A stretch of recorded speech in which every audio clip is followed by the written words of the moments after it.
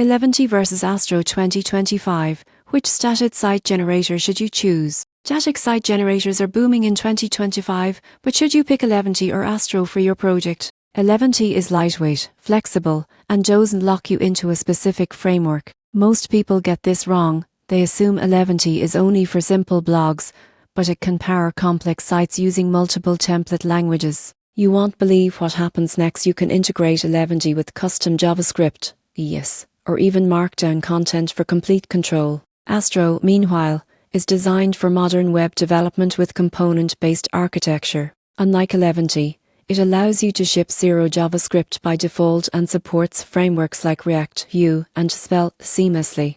It's ideal for fast, interactive websites. Performance differs. Both generate static sites quickly, but Astro emphasizes lightweight builds and minimal client-side is, which improves loading times. Eleventy is simpler and more flexible for non-heavy projects. So, which should you choose? If you want maximum flexibility with minimal framework constraints, Eleventy is your choice. If you want modern features, component support, and optimized performance, Astro is smarter. The surprising truth is that static site generators are not one size fits all. The best tool depends on your project's complexity, interactivity, and performance goals.